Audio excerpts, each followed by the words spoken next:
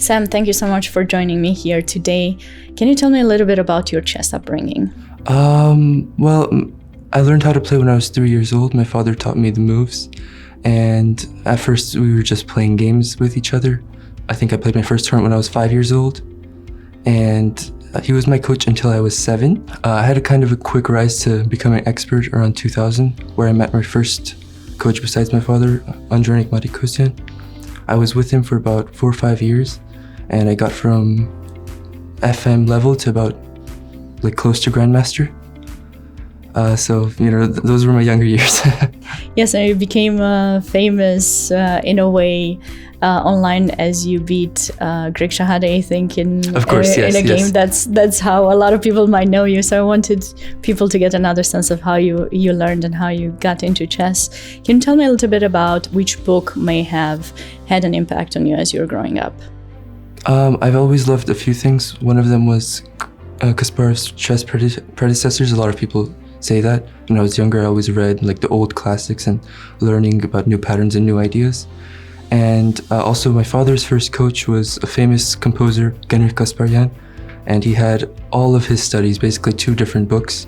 And I like to solve them all day. It really helped my chess. That's impressive. So were you setting them up and trying to solve them on the board, maybe making the moves on the board, or was it blindfold? When I was younger, I was definitely setting them up at first, but as I got older and I hit master level, I was trying to solve them blindfolded. Do you feel the blindfold is good kind of training to continue improving as a chess player? I mean, a lot of people have different answers to this, but I like thinking away from the board, and a lot of blindfold training when I was younger definitely helps that. So when I'm walking around during a game, I'm thinking about what to do.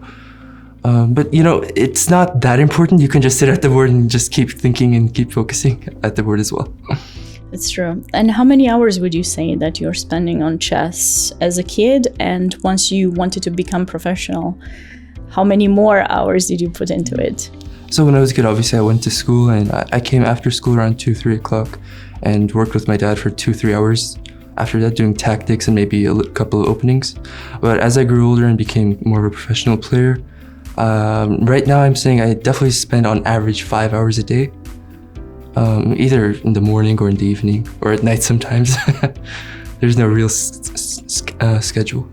I see.